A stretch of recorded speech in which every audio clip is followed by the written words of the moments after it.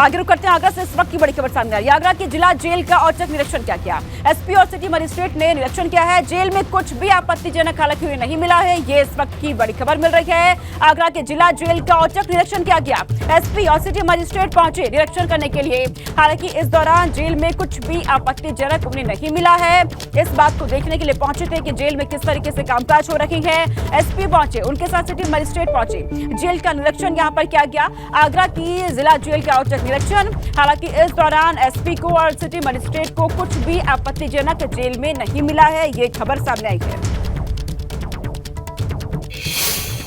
देखिए, डीजी साहब और शासन के मंशानुरूप सीपी साहब और डीएम साहब के आदेशानुसार आज यहाँ पे औचक निरीक्षण डिस्ट्रिक्ट जेल में किया गया। देखिए, इसकी मेन मंशा शासन की ये थी कि किसी प्रकार के जो अपराधी हैं उनके पास कुछ भी संदिग्ध वस्तु या कोई भी ऐसी चीज उनके पास ना हो पाए और अपराधियों के ऊपर लगातार सख्ती बढ़ती जाए ताकि यूपी में अपराध कम हो सके। उसी के अनुसार यहाँ पे निरीक्षण किया गया। तकरीबन 12 से 15 बैरकों का निरीक्षण किया गया। उसके बाद चिकित्सालय का निरीक्षण किया गया और किचन का भी निरीक्षण किया गया, तो कोई भी ऐसी संदिग्ध वस्तु नहीं पाई गई। सीधा रुक करते इस वक्त आ रही बड़ी खबर का। विधायक राजा भैया के तलाक पर कल कोर्ट में सुनवाई होने जा रही है। कल साकेत की फैमिली कोर्ट में तलाक पर सुनवाई होगी। राजा भैया, उनकी पत्नी भानवी कुमारी की याचिका पर सुनवाई। कुंडा से जनसत्ता पार्टी के विधायक है राजा भैया और इनके तलाक पर अब कल कोर्ट में सुनवाई होने जा रही है। कल साकेत की फैमिली कोर्ट में तलाक पर सुनवाई होगी। राजा भैया और उनकी पत्नी भानवी कुमारी की याचिका पर सुनवाई होने जा रही है। यह इस वक्त की बड़ी खबर है। कुंडा से जनसत्ता पार्टी के विधायक राजा भैया और राजा भैया का उनकी पत्नी के साथ तलाक का जो विवाद चल रहा है उसको लेकर के कल कोर्ट में सुनवाई होने जा रही है। विधायक राजा भैया से जुड़ी ये बड़ी खबर है। कल साकेत की फैमिली कोर्ट में तलाक पर सुनवाई होगी। देखना होगा उसके बाद क्या फैसला आता है। राजा भैया उनकी पत्नी भानवी कुमारी की याचिका, इस पर सुनवाई। आपको बता दें, पत्नी भानवी पर घर में झगड़ा और कलह करने का आरोप लगाया गया है। शादी के 27 साल बाद तलाक दे रही हैं राजा भैया की तरफ से ये तलाक यहाँ पर दिया जा रहा है। 27 साल बाद शादी के 19 नवंबर 2022 को कोर्ट में याचिका दाखिल की गई थी। ये पूरा मामला आपको समझा दें। साकेत कोर्ट में पारिवारिक वाद दायर किया गया था इनकी तरफ से और उसी पर अब कल सुनवाई होने जा रही है। साल 1995 में राजा भैया की शादी हुई थी, तो पत्नी को तलाक देने जा रहे हैं राजा भैया 27 साल बाद शादी के। जनसत्ता पार्टी से विधायक है कुंडा से विधायक राजा भैया अपनी पत्नी को तलाक देने जा रही है। कल साकेत कोर्ट में तलाक पर सुनवाई होने जा रही है दोनों की। दरअसल राजा भैया की तरफ से कहा गया है कि उनकी पत्नी के साथ उनका झगड़ा होता है, पत्नी घर में कलह करती है, इस तरह के आरोप लगाए गए और अब इसी को लेकर के कल सुनवाई साकेत कोर्ट में होने जा रही है। साकेत कोर्ट में पारिवारिक वाद दायर किया गया और इसे लेकर के कल सुनवाई अब होगी। कुंडा से जनसत्ता पार्टी के विधायक राजा भैया 1995 में दोनों की शादी हुई थी, लेकिन दोनों के बीच का विवाद झगड़ा कलह इतना बढ़ गया कि तलाक तक पहुंच गया। राजा भैया अब अपनी पत्नी को तलाक दे रहे हैं। पत्नी भानवी पर घर में झगड़ा करने का कलह करने का आरोप लगाया गया है। मेरे साथ अविनाश तिवारी जुड़ चुके हैं, मेरे सहयोगी अधिक जानकारी इस पर देंगे। अविनाश, खबर ये है कि राजा भैया जो कि अपनी पत्नी को तलाक देने जा रहे हैं शादी के 27 साल बाद।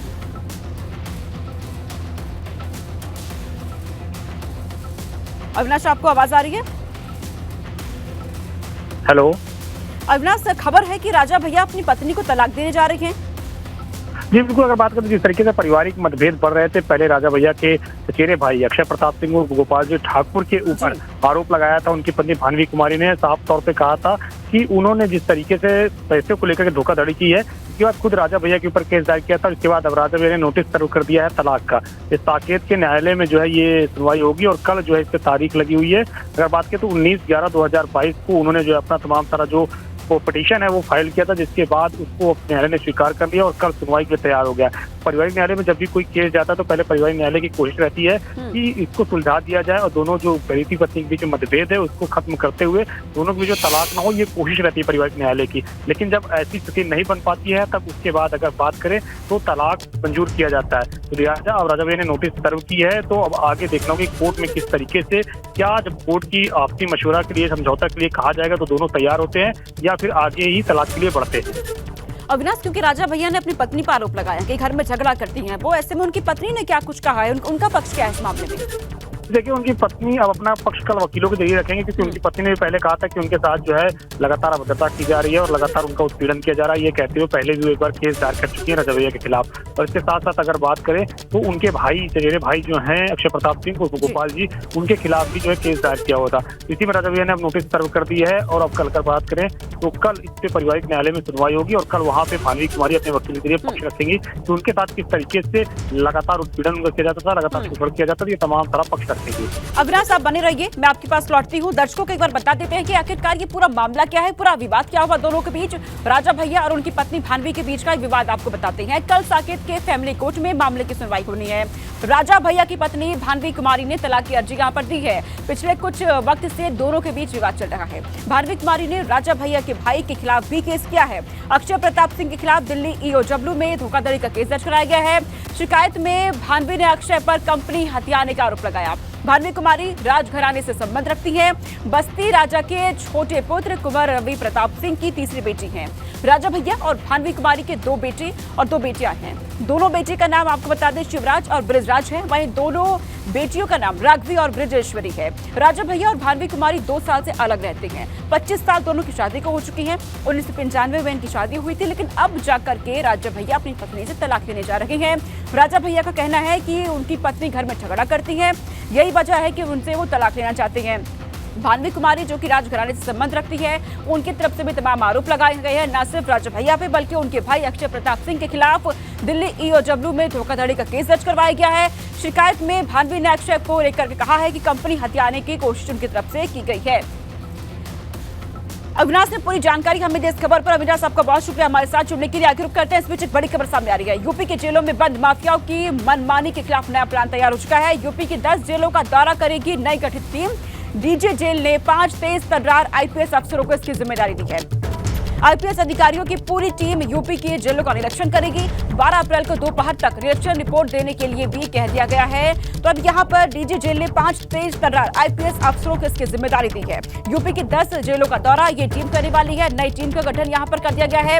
इस टीम में 5 तेज तर्रार आईपीएस अफसर है, जो कि आईपीएस अधिकारियों की पूरी टीम जो है यूपी के जेलों में पहुंचेगी। निरीक्षण किया जाएगा और वहां पर क्या निरीक्षण उन्होंने किया है, इस पूरे बात की एक रिपोर्ट तैयार होगी, जो 12 अप्रैल को दोपहर तक देनी होगी टीम को। तो अब यहाँ पर यूपी के जेलों में बंद माफियाओं से जुड़ी ये बड़ी खबर है। और इस खबर पर मेरे साथ मेरे सहयोगी मोहम्मद मोइन जुड़ चुके हैं। तमाम जानकारी के साथ उनका रुख करते हैं।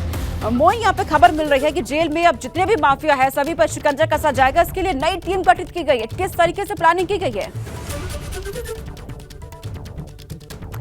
फिलहाल मोइन से हमारा संपर्क नहीं हो पाया है, फिर से जुड़ने की कोशिश करेंगे, लेकिन उससे पहले आपको बता देते हैं कि जो 10 जेल यहां पर चिन्हित किए गए हैं उनमें प्रयागराज, चित्रकूट, जौनपुर, आजमगढ़, वाराणसी, सोनभद्र, बलिया, मऊ, फतेहपुर और बांदा जेल शामिल है। जानकारी के अनुसार ये टीमें जेल के भीतर नजर रखेंगी। अनुशासनहीनता और अनियमितता तो नहीं है, इस बात की नजर रखी जाएगी। जांच के दौरान जेल अधीक्षक के साथ साथ जिला पुलिस की सहयोग भी की जाएगी। यहाँ पर नई टीम का गठन किया गया है और 10 जेलों को चिन्हित किया गया है। उनमें प्रयागराज है, चित्रकूट है, आजमगढ़ है, जौनपुर, वाराणसी, सोनभद्र, फतेहपुर, बांदा, बलिया, मऊ ये जेल शामिल है।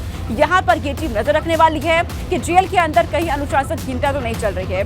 जो माफिया जेल में बंद है उनको लेकर के पूरी तरीके से नजर ये टीम रखने जा रही है और निरीक्षण किया जाएगा जेलों का। इस दौरान इस टीम ने जो निरीक्षण किया वहां पर क्या कुछ पाया, इसकी एक टीम को आगे रिपोर्ट सौंपनी होगी। इसके लिए 5 आईपीएस तेज तर्रार अफसरों को इसकी जिम्मेदारी दी गई है। जगह का नाम एक बार फिर से मैं आपको बता देती हूँ। 10 जेल ऐसे हैं जिसे चिन्हित किया गया है। इनमें प्रयागराज शामिल है, चित्रकूट शामिल है, जौनपुर शामिल है, आजमगढ़ है, वाराणसी है, सोनभद्र है, फतेहपुर का जेल इसमें शामिल है, बांदा जेल इसमें शामिल है, बलिया है, मऊ है। तो यहाँ पर अब टीम नजर रखने जा रही है। तो ऐसे में ये साफ है कि जितने भी माफिया है अब उनकी खैर नहीं है, उन पर सीधे तौर पर नजर रखी जाएगी। नजर रखी जाएगी कि जेल के अंदर कहीं अनुशासनहीनता तो नहीं हो रही है। इसके लिए 5 आईपीएस अफसरों को जिम्मेदारी दे दी गई है। 23 तर्रार अफसरों की जिम्मेदारी यहाँ पर दी गई है। यूपी की 10 जेलों का दौरा ये नई टीम करने वाली है। इस नई टीम में 5 आईपीएस अफसर जिन्हें ये जिम्मेदारी दी गई है और ये आईपीएस अधिकारियों की जिम्मेदारी ये है कि यूपी के जेल पहुंचेंगे, निरीक्षण करेंगे और वहां पर क्या कुछ पाया है उसकी रिपोर्ट एक सौंपनी होगी। 12 अप्रैल की तारीख यहां पर तय की गई है। कल लखनऊ से ये बड़ी खबर है। कल शाम 5 बजे सीएम आवास पर बड़ी बैठक बुलाई गई है। निकाय चुनाव से पहले सीएम ने पूरे मंत्रिमंडल की बैठक यहां पर बुलाई है। दोनों डिप्टी सीएम इसमें मौजूद रहेंगे। सभी मंत्री इस बैठक में शामिल रहने वाले हैं। भाजपा प्रदेश अध्यक्ष भूपेंद्र चौधरी भी बैठक में शामिल होंगे। तो ये बड़ी बैठक होने जा रही है। निकाय चुनाव से पहले सीएम ने पूरे मंत्रिमंडल की बैठक यहां पर बुलाई है। कल शाम 5 बजे सीएम आवास पर यह बड़ी बैठक होने जा रही है। निकाय चुनाव से पहले ये बैठक, और इस बैठक के दौरान बड़ी मुद्दों पर यह बातचीत की जाएगी। आगामी चुनावों को लेकर यह बातचीत हो सकती है। दोनों डिप्टी सीएम यहां मौजूद रहेंगे। सभी मंत्री इस बैठक में शामिल रहेंगे, ये साफ तौर पर कह दिया गया है। और इस पर मेरे सहयोगी अनुभव शुक्ला मेरे साथ जुड़ चुके हैं। अनुभव, निकाय चुनाव की तारीखों का ऐलान कहा जा रहा है कल हो सकता है, और कल ही बड़ी बैठक सीएम आवास में होने जा रही है। देखिए, बिल्कुल कल मुख्यमंत्री योगी आदित्यनाथ ने एक बड़ी बैठक बुलाई है और निकाय चुनाव से पहले सभी मंत्रियों को बुलाया है। यानी पूरा जो मंत्रिमंडल है वो मौजूद रहेगा। 5 कालिदास मार्ग जो मुख्यमंत्री का सरकारी आवास है, वहाँ पर ये बैठक होगी। शाम 5 बजे बुलाई गई है। इसमें दोनों डिप्टी सीएम मौजूद रहेंगे, जो कैबिनेट मंत्री 18 वो मौजूद रहेंगे। इसके अलावा जो राज्य मंत्री स्वतंत्र प्रभार है और जो राज्य मंत्री, यानी पूरा मंत्रिमंडल वहाँ मौजूद रहेगा। और खासतौर से मुख्यमंत्री निकाय चुनाव को लेकर कैसे बीजेपी की क्या तैयारी रहेगी, क्या सारी चीजें, इनको लेकर ही कहा जा रहा है कि इस बैठक में चर्चा हो सकती है। प्रदेश अध्यक्ष भूपेंद्र चौधरी भी इस बैठक में शामिल होंगे और 1 या 2 दिनों में कहा जा रहा है कि निकाय चुनाव की तारीखें भी घोषित हो जाएंगी। उससे पहले मुख्यमंत्री ने ये बड़ी बैठक बुलाई है। यानी मंत्रियों को भी जिम्मेदारी है, अलग अलग जिले के जो प्रभारी हैं उनको वहाँ की जिम्मेदारी भी मिली हुई है चुनाव को लेकर। तो कैसे तैयारी हो रही है, कैसे चुनाव में जाना है, जब तारीखें घोषित हो जाएंगी तो कहाँ कहाँ सम्मेलन होने हैं, कहाँ कहाँ किसको जाना है, कैसे प्रचार करना है, इन सारी चीजों पर ही माना जा रहा है कि इस बैठक में चर्चा होगी। अनुभव, ये भी बताइएगा कि जिस तरीके से बीजेपी की अलग अलग जगह अभियान चला रही है, बीजेपी लोगों से जुड़ने की कोशिश हो रही है, प्रभावी मतदाता सम्मेलन किया जा रहा है, तो क्या उसका भी फीडबैक लिया जाएगा क्या? देखिए, बिल्कुल लिया जाएगा, क्योंकि आज में आप देखिए तो 14 जगहों पर ये प्रभावी मतदाता सम्मेलन हो रहे हैं। कल पहले 12 जगहों पर ये प्रभावी मतदाता सम्मेलन होने थे, लेकिन मुख्यमंत्री की बैठक है इसलिए अब 6 जगहों पर ये प्रभावी मतदाता सम्मेलन होंगे। उससे पहले भी हो चुके हैं। तो बिल्कुल क्या फीडबैक मिल रहा है, जब प्रभावी मतदाताओं से सरकार के मंत्री मिल रहे हैं तो उनसे क्या फीडबैक मिल रहा है, क्या अर्बन ट्रांसफॉर्मेशन की जो बात सरकार कर रही है उसमें क्या कुछ नई चीजें करनी है, हो सकता है इन सारी चीजों पर भी चर्चा हो। जी अनुभव, बहुत शुक्रिया अनुभव तमाम जानकारी हम तक पहुंचाने के लिए।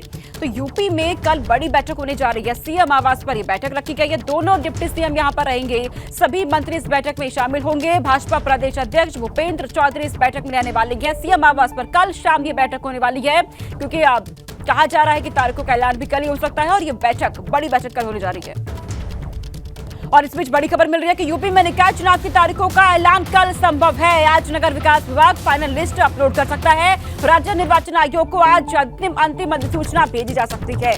राजधानी लखनऊ में 272 आपत्तियां दर्ज हुई थी। सबका निस्तारण यहां पर हुआ। आपत्तियां निस्तारण होने के बाद लखनऊ में सीटों पर कोई बदलाव नहीं हुआ है। तो कल निकाय चुनाव की तारीखों का ऐलान हो सकता है, ये संभव है, ऐसा कहा जा रहा है।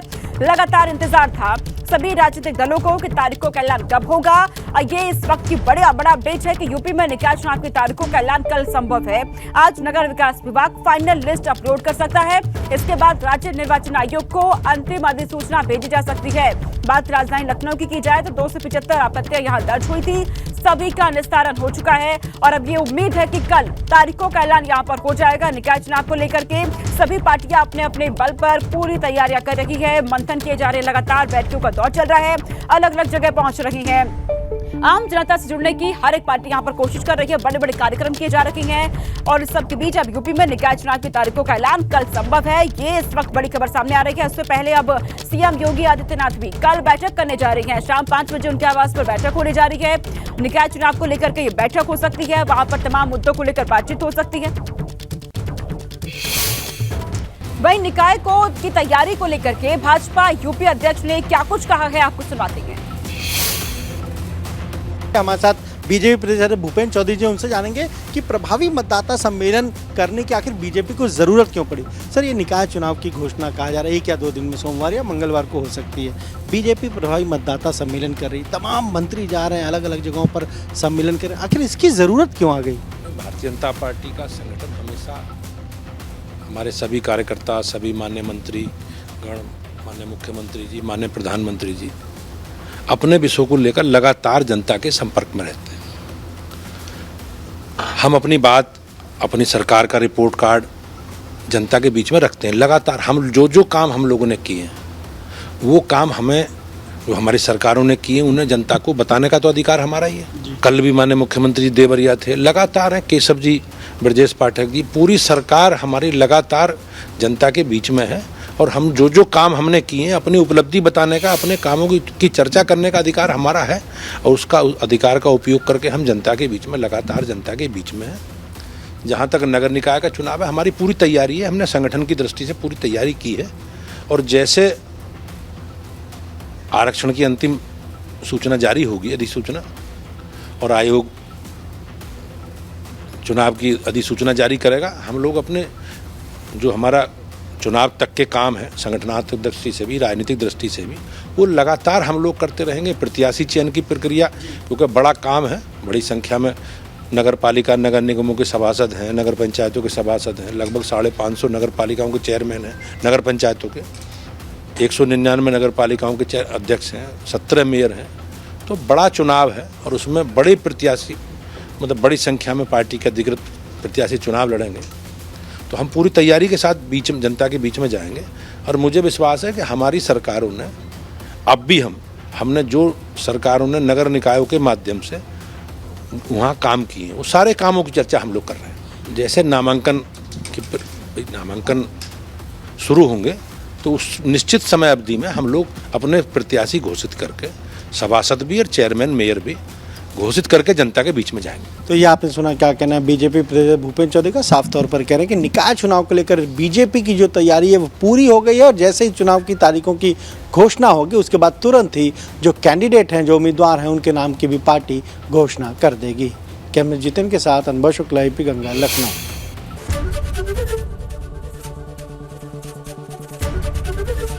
ABP गंगा, खबर आपकी, जुबान आपकी।